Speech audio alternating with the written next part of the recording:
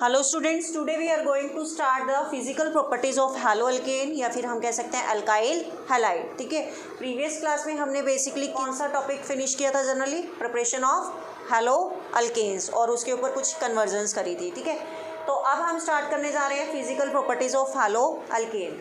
देखिए, physical properties of hello alkane, basically halo alkane क्या है? That is a RX group या alkyl halide, that is a halo alkane. ठीक है, तो इसमें फर्स्ट आती है हमारे पास स्टेट जो हैलो अल्केन मतलब RX, जैसे RF हो गया, RCl हो गया, RBr and RI, R is an alkyl group, that is a alkyl halide. तो इसमें ये जो मेंबर्स होते हैं ये बेसिकली स्वीट स्मेलिंग होते हैं और क्या होते हैं? कलरलेस लिक्विड होते हैं। ठीक है, बेसिकली जो लोअर मेंबर्स होते हैं they are the colourless gases. Lower member जैसे ये हो गया, फ्लोरीन हो गया, क्लोरीन हो गया। हायर मेंबर कौन से हैं? ब्रोमीन और आयोडीन। ये बेसिकली क्या प्रोड्यूस कर सकते हैं? कलर प्रोड्यूस कर सकते हैं। क्यों? क्योंकि बेसिकली इनका साइज बड़ा होता है और एक्साइटेशन हो जाती है। आप ऑलरेडी D&F ब्लॉक में पढ़ के आ चुके हैं। ठीक है, तो जो आपके पास हायर मेंबर होते हैं वो क्या कर सकते हैं? आपके पास कलर प्रोड्यूस कर सकते हैं। ठीक है, but in case of solubility, second factor आता है आपके पास solubility, that is very important. Solubility का मतलब क्या है कि इसकी कितनी एबिलिटी है सॉल्युबल होने की, घुलने की। ठीक है, तो बेसिकली जो अल्काइल हैलाइड होते हैं, अगर हम देखें यहाँ से, अल्काइल हैलाइड क्या है? They are polar in nature. क्यों? R के पास कौन सा चार्ज है? पॉजिटिव, और X के पास कौन सा चार्ज है? नेगेटिव। तो जहाँ पर ये चार्ज का डिस्पर्जन हो जाता है, पार्शियल पॉजिटिव और पार्शियल नेगेटिव चार्ज आ जाता है जिन ग्रुप्स के ऊपर, तो उनको हम क्या बोलते हैं? They are polar in nature. तो केमिस्ट्री का फिनोमिना क्या है कि पोलर में डिसॉल्व होता है और जो नॉन पोलर है वो नॉन पोलर में है। ठीक है, तो बेसिकली अगर ये पोलर है तो मतलब ये किस में डिसॉल्व होना चाहिए? पोलर सॉल्वेंट में डिसॉल्व होना चाहिए। पोलर सॉल्वेंट जैसे अगर मैं बोलती हूँ H2O, इसको हम कैसे लिख सकते हैं? इस तरीके से लिख सकते हैं, यहाँ पर पार्शियल नेगेटिव और यहाँ पर क्या है? पार्शियल पॉजिटिव चार्ज है। बट पोलर होने के बावजूद भी ये क्या है? वाटर में इनसॉल्यूबल होता है। उसका रीज़न क्या है? बेसिकली वो हमने यहाँ पर पढ़ना है। पोलर होने के बावजूद भी but still insoluble in water, उसका रीज़न क्या होता है? जैसे ये अल्काइल हैलाइड है, ठीक है, RX, ये जैसे ही वाटर से इंटरेक्ट करता है तो वाटर से जब ये इंटरेक्ट करेगा तो कुछ एनर्जी रिलीज़ होगी। तो वो जो एनर्जी रिलीज़ होती है वो इतनी सफिशिएंट एनर्जी नहीं होती है कि वो इस हाइड्रोजन बॉन्ड को क्या कर सके? ब्रेक कर सके। H2O है ना, इसके अंदर क्या होता है? हाइड्रोजन बॉन्ड होता है। बेसिकली जैसे ही इसके पास क्या है, कोई दूसरा क्या ग्रुप अप्रोच करेगा, जैसे अगर हम कहते हैं H2O, ये है इस तरीके से, और इसको अगर हम कंबाइन करें इस तरीके से H2O,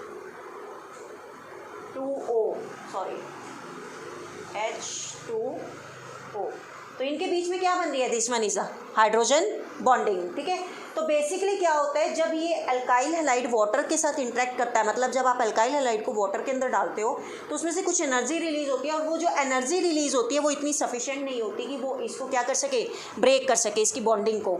तो अगर बॉन्डिंग, ये हाइड्रोजन बॉन्ड ब्रेक होगा, कोई चीज़ ब्रेक होगी तभी तो क्या होगी? सॉल्युबल होगी ना। That means they do not form the hydrogen bond. ठीक है, क्यों नहीं बना पाते? क्योंकि उनके पास इतनी सफिशिएंट एनर्जी नहीं है कि वो इस बॉन्ड को क्या कर सके? ब्रेक कर सके। इसलिए ये क्या होते हैं? They are insoluble in water. Clear है सॉल्युबिलिटी? तो बेसिकली सॉल्युबिलिटी के ऊपर क्वेश्चन आता है। Next, third, melting and boiling point, very very important question in दोनों के ऊपर ही आता है, सॉल्युबिलिटी या मेल्टिंग एंड बॉइलिंग पॉइंट। ठीक है, नोट कर लेना, मैं टाइम दे दूंगी, पहले समझ लो। लेकिन मेल्टिंग एंड बॉइलिंग पॉइंट, अब मुझे ये बताऊँ मेल्टिंग और बॉइलिंग पॉइंट किस चीज़ के ऊपर डिपेंड करता है? जैसे कि मैंने आपको लास्ट ईयर P ब्लॉक में बताया था, मेल्टिंग पॉइंट और बॉइलिंग पॉइंट किसके ऊपर डिपेंड करता है? मेन साइज़ के ऊपर। ठीक है, लेकिन उससे बड़ी बात क्या है? किस चीज़ के ऊपर डिपेंड करेगा? Boiling point. Basically boiling point depend करता है basically van der Waals forces of attraction के ऊपर, और melting point van der Waals forces of attraction के ऊपर तो डिपेंड करेगा ही करेगा। उसके अलावा किसके ऊपर डिपेंड करता है? बेसिकली सिमिट्री ऑफ मॉलिक्यूल की सिमिट्री कितनी है। ठीक है, तो ये चीज़ आपने ध्यान रखनी है। तो यहाँ पर अप्रॉक्स सिमिलर ही है, बॉइलिंग पॉइंट जैसा होगा वैसा ही मेल्टिंग पॉइंट देखने को मिला है इन case of hello alkane. Hello Areen में थोड़ा सा ही डिफरेंट मिला है, वो हम हैलो अरीन के जब डिस्कस करेंगे तब पढ़ेंगे। ठीक है, तो मेल्टिंग एंड बॉइलिंग पॉइंट क्या कह रहा है वो? Basically it increases with increase in size of halogen. कैसे? देखिए, साइज ऑफ हैलोजन, जैसे मैं बोलती हूँ अल्काइल हैलाइड, एक मेरे पास क्या है? RF, एक है मेरे पास RCl, एक है मेरे पास RBr, और यहाँ पर क्या है? RI। ये है halogen. It increases with increase in size of halogen. यहाँ पर फ्लोरीन है, यहाँ पर क्लोरीन है एज एन हैलोजन जो हम यूज़ कर रहे हैं, यहाँ पर ब्रोमीन है और यहाँ पर क्या है? आयोडीन है। और जैसे कि हम कह रहे हैं बेसिकली जो बॉइलिंग पॉइंट है that depend upon the van der Waals forces of attraction. और वंडरवॉल फोर्सेज ऑफ अट्रैक्शन किसके ऊपर डिपेंड करती है? जितना ज़्यादा बड़ा साइज उतनी वंडरवॉल फोर्सेज ऑफ अट्रैक्शन, ठीक है। जितना ज़्यादा साइज मतलब एरिया जितना ज़्यादा होगा उसकी वंडरवॉल फोर्सेज ऑफ अट्रैक्शन क्या होगी? उतनी ही ज़्यादा होगी। अगर मैं बात करूँ फ्लोरीन, क्लोरीन, ब्रोमीन और आयोडीन, इसमें से साइज़ किसका बड़ा है? आयोडीन का साइज बड़ा है। It means van der Waals forces of attraction किसमें ज़्यादा है? इसमें ज़्यादा है। क्यों? क्योंकि इसका एरिया ज़्यादा हो गया। क्यों? साइज बड़ा हो गया। तो जब एरिया ज़्यादा हो गया तो उसका बॉइलिंग पॉइंट भी क्या होगा? बेसिकली ज़्यादा होगा, ठीक है। तो आप आंसर डाल दे सकते हो कि due to the van der Waals forces of attraction, due to the van der Waals forces of attraction surface area is more, hence melting point and boiling point is high. Clear है? फर्स्ट पॉइंट क्लियर है? कैसे size of halogen के साथ क्या है melting और boiling point increase होता है? कर लोगे? हो जाएगा। चलो नेक्स्ट देखो, it increases with increase in carbon atom. It increases with increase in carbon atom, कि अगर कार्बन एटम बढ़ते चले जाएं तब भी मेल्टिंग और बॉइलिंग पॉइंट क्या हो जाएगा? बढ़ जाएगा। देखिए कैसे। सपोज फॉर एग्जांपल अगर मैं बात करती हूँ CH3, CH2, CH2 and Cl, clear. और एक एग्जांपल मैं ले लेती हूँ, suppose CH3, CH2, CH2, CH2, Cl। Carbon atom किस में ज़्यादा है? 1 2 3। यहाँ पर कितने कार्बन एटम है? 3। यहाँ पर कितने हैं? 1 2 3 और 1 4। तो यहाँ पर कार्बन एटम क्या है? ज़्यादा है। तो जहाँ पर कार्बन एटम ज़्यादा होंगे एरिया कहाँ पे ज़्यादा होगा? यहाँ पे कि यहाँ पे? एरिया कौन ज़्यादा ले रहा है? जहाँ पे एटम क्या है? ज़्यादा है। तो ये एरिया इसका ज़्यादा होगा तो वंडरवॉल फोर्सेज ऑफ अट्रैक्शन ज़्यादा हो जाएगी, जिसकी वजह से मेल्टिंग और बॉइलिंग पॉइंट क्या हो जाएगा? इंक्रीज हो जाएगा। क्लियर है इतनी बात? नेक्स्ट थिंग, एक और आप छोटा सा एक रूल लगा सकते हो बेसिकली कि it depends upon the molecular mass, कि ये क्या होता है? बेसिकली डायरेक्टली प्रोपोर्शनल होता है किसके? मॉलिक्यूलर मास के। मॉलिक्यूलर मास जितना बढ़ता चला जाएगा वंडरवॉल फोर्सेज ऑफ अट्रैक्शन उतनी बढ़ती चली जाएगी, जिसकी वजह से मेल्टिंग और बॉइलिंग पॉइंट क्या हो सकता है? इंक्रीज हो सकता है। अगर हम इस केस में देखें यहाँ पर आर आर आर आर, ये तो सब क्या है? सेम मान के चल रहे हैं, ठीक है। लेकिन यहाँ फ्लोरीन, क्लोरीन, ब्रोमीन और आयोडीन, मॉलिक्यूलर मास किसका ज़्यादा है? आयोडीन का। तो इसका क्या होगा? मेल्टिंग और बॉइलिंग पॉइंट क्या होगा? हाई रहेगा। इस केस में देखें यहाँ पर 3 कार्बन एटम है, क्लोरीन क्लोरीन पीछे सेम है। अगर आप मॉलिक्यूलर मास कैलकुलेट करते हो यहाँ पर कितने हैं? 4 कार्बन एटम है। तो किसका मॉलिक्यूलर मास ज़्यादा आएगा? ऑब्वियस बात है इसका ज़्यादा आएगा। तो इसका ज़्यादा आएगा तो उसका बॉइलिंग पॉइंट और मेल्टिंग पॉइंट क्या होगा? हाई रहेगा। क्लियर है इतनी बात? बट इन केस अगर मैं बात करती हूँ कि सपोज कहीं पर कोई ऐसी सिचुएशन आ जाती है कि जहाँ पर मॉलिक्यूलर मास क्या रहे? सेम रहे। मॉलिक्यूलर मास क्या रहे? सेम रहे। उस केस में मेल्टिंग और बॉइलिंग पॉइंट हाई रहेगा या क्या रहेगा? जनरली लो रहेगा। देखिए it decreases with the branching. For example अगर मैं यहाँ पर अब एक एग्जाम्पल लेके आपको बताऊँ, सपोज मेरे पास ये है CH3, CH2, CH2, एक और ले लेते हैं CH2, Cl, क्लियर। और एक मैं ले लेती हूँ इस तरीके से CH3, CH3, CH3, Cl, clear है। अब देखो यहाँ पर आप क्या देख रहे हो कि यहाँ पर कार्बन कितने हैं? 4। हाइड्रोजन कितने हैं? 3 2 5 2 7 और 2 9, और एक क्या है? हैलोजन है। यहाँ पर कार्बन कितने हैं? 1 2 3 और 1 4। हाइड्रोजन कितने हैं? 3 3 6 और 3 9, और क्या है? Cl है। तो इस केस में तो क्या हो गया? मॉलिक्यूलर मास तो दोनों का क्या आएगा? सिमिलर ही आएगा ना। तो इस केस में आप कैसे डिस्क्राइब करोगे कि मेल्टिंग या बॉइलिंग पॉइंट क्या रहेगा आपके पास? हाई रहेगा कि लो रहेगा? वैसे तो हम कह रहे हैं कि मॉलिक्यूलर मास अगर इंक्रीज होता है तो मेल्टिंग और बॉइलिंग पॉइंट क्या होता है? इंक्रीज होता है। बट यहाँ पर तो मॉलिक्यूलर मास दोनों का क्या आएगा?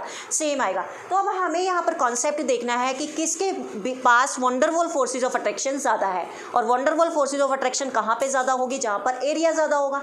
तो ये वाला एरिया ज़्यादा ले रहा है कि ये वाला एरिया ज़्यादा ले रहा है? This one is the branch chain, this one is the branch chain and this one is the longest chain. तो आपको पता होगा कि लॉन्गेस्ट चेन का एरिया क्या होता है? ज़्यादा होता है कंपैरेटिवली टू ब्रांच चेन। तो जब इसका एरिया ज़्यादा है, इसमें वंडरवॉल फोर्सेज ऑफ अट्रैक्शन क्या होंगी, ज़्यादा होगी, और नेचुरल सी बात है इसका मेल्टिंग और बॉइलिंग पॉइंट क्या हो जाएगा, ज़्यादा हो जाएगा कंपैरेटिवली टू ब्रांचिंग। तो यहाँ पर लिखा हुआ है इट डिक्रीजेज विद ब्रांचिंग, अगर ब्रांच ये ना जाती है तो मेल्टिंग और बॉइलिंग पॉइंट क्या हो जाएगा, डिक्रीज हो जाएगा। क्लियर है, कर लोगे। Next, it increases with the number of halogen atoms. Suppose I will take an example of CH3, CH2, CH2, Cl है, ठीक है। एक मैंने ले लिया CH3, CH2, CH, Cl2। Halogen atom कहाँ पर ज़्यादा लगे हुए हैं, यहाँ पर एक है और यहाँ पर कितने हैं, दो हैं, क्योंकि वैलेंसी तो पूरी हो रही है ना, यहाँ पर 2, 3 और 1, 4, ठीक है। तो जहाँ पर हेलोजन एटम ज़्यादा होंगे वहाँ पर क्या होगा, मेल्टिंग और बॉइलिंग पॉइंट क्या होगा, ज़्यादा होगा। क्यों होगा, ऑब्वियस ही बात है ना, हेलोजन एटम ज़्यादा हो गए तो मॉलिक्यूलर मास क्या हो जाएगा, बढ़ जाएगा, सिंपल सी बात है। तो वहाँ पर क्या होगा, मेल्टिंग और बॉइलिंग पॉइंट क्या होगा, ज़्यादा होगा। क्लियर है, इतनी बात कर लोगे। यहाँ पर बहुत इंपॉर्टेंट क्वेश्चन बनते हैं बेटा, 2 क्वेश्चन बनते हैं यहाँ पर, और ये पूछे जाते हैं डेफिनेटली, सॉल्युबिलिटी के ऊपर और मेल्टिंग एंड बॉइलिंग पॉइंट के ऊपर। क्लियर है इतना पॉइंट। नेक्स्ट चलो लास्ट, स्टेबिलिटी। अब वो क्या कहता है कि हैलो एल्केन की हमने स्टेबिलिटी को डिस्कस करना है कि इनमें से स्टेबल कौन सा होता है। बेसिकली यहाँ पर लिखा हुआ है stability of haloalkane decreases as the bond dissociation and energy decreases down the group. Suppose मेरे पास ये है RF, RCl, RBr और RI। स्टेबल कौन सा होगा, स्टेबल का मतलब क्या है, बेसिकली कौन कितने अच्छे से इस R के साथ क्या बना पा रहा है, बॉन्ड बना पा रहा है। कौन कितने अच्छे से, कौन मतलब हेलोजन कितने अच्छे से इस R के साथ क्या बना पा रहा है, बॉन्ड बना पा रहा है। मतलब कंपैटिबिलिटी देखते हैं कि कौन कंपैटिबल है। अगर हम बात करें फ्लोरीन, फ्लोरीन का साइज़ क्या है, सबसे छोटा है। आयोडीन का साइज़ क्या है, बहुत बड़ा है। तो यहाँ पर ये जो बॉन्ड बना है, ये बॉन्ड कौन सा है, वीक बॉन्ड। और यहाँ पर ये जो बॉन्ड बना है, ये बॉन्ड कौन सा है, स्ट्रॉन्ग बॉन्ड। क्यों, क्योंकि due to the small size of fluorine. और यहाँ पर क्या है, आयोडीन का साइज क्या है, बड़ा है। इसको तोड़ना क्या है, इजी है। तो बॉन्ड डिसोसिएशन एनर्जी किसकी कम हुई, इसकी कम हुई, तो ये तो इजीली ब्रेक हो जाएगा। लेकिन ब्रेक कौन सा नहीं होगा, सॉरी ब्रेक कौन सा नहीं होगा, RF वाला। तो मतलब जो बॉन्ड डिसोसिएशन एनर्जी हमें इतनी ज़्यादा देनी पड़ रही है तब जाके ये ब्रेक होगा।